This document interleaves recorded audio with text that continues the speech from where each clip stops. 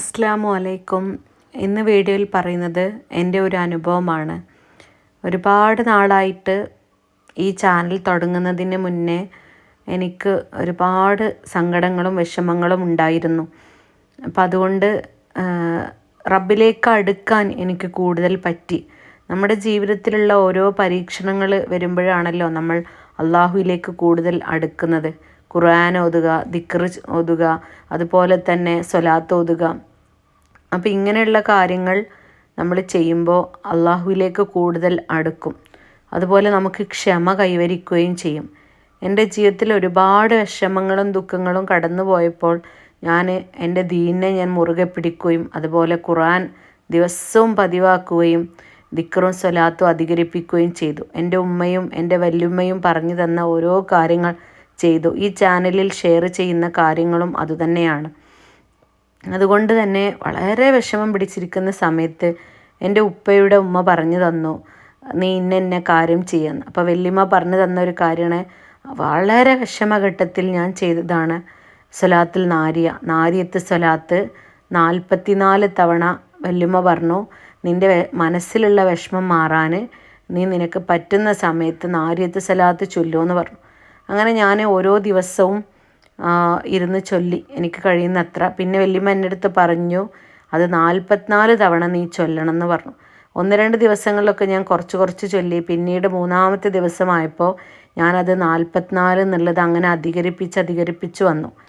അപ്പോൾ എൻ്റെ വിഷമം മാറണമല്ലോ, എന്നിട്ടും എൻ്റെ വിഷമങ്ങൾക്കൊന്നും ഒരു ശമനവും ലഭിച്ചിട്ടില്ല. വളരെ ദുഃഖമായിരിക്കുന്നൊരു സാഹചര്യത്തിലായിരുന്നു.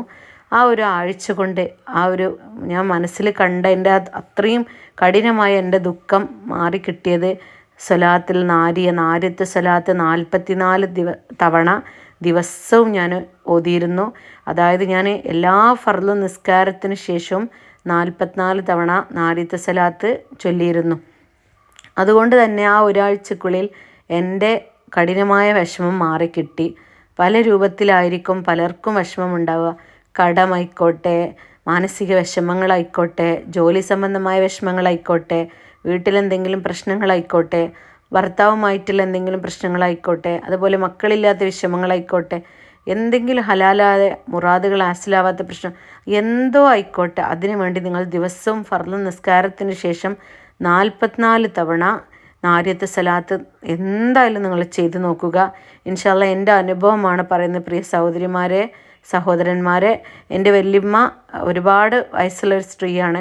വല്യമ്മ പറഞ്ഞു തന്ന കാര്യങ്ങളാണ് ഞാൻ ചെയ്യുന്നത്. അതുകൊണ്ട് തന്നെ വല്യമ്മയുടെ ഭർത്താവ് അദ്ദേഹം ഒരു നല്ല മതപണ്ഡിതനായതുകൊണ്ട് തന്നെ വല്യമ്മക്ക് ഒരുപാട് അറിവുകൾ ഷെയർ ചെയ്ത് കൊടുത്തിട്ടുണ്ട്.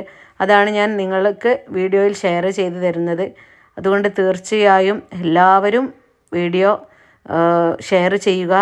അതുപോലെ തന്നെ വീഡിയോയിൽ പറയുന്ന ഓരോ കാര്യങ്ങളും നല്ലപോലെ ആത്മാർത്ഥമായിട്ട് മനസ്സിൽ നല്ല നിയത്തോടു കൂടി ചെയ്യാൻ ശ്രമിക്കുക. നല്ലൊരു പ്രാർത്ഥനയോടു കൂടി എല്ലാം ചെയ്യാൻ ശ്രമിക്കുക. അതുകൊണ്ടാണ് പറയുന്നത്, അതിനുള്ള ഫലം ഉടനെ തന്നെ കിട്ടും. അപ്പോൾ എല്ലാവരും ദിവസവും ഫർള് നിസ്കാരത്തിന് ശേഷം നാരിയത്ത് സ്വലാത്ത് 44 തവണ എന്തോ ആയിക്കോട്ടെ എല്ലാ വിഷമങ്ങളും തീരും ചെയ്ത് നോക്കുക. അസ്സലാമു അലൈക്കും.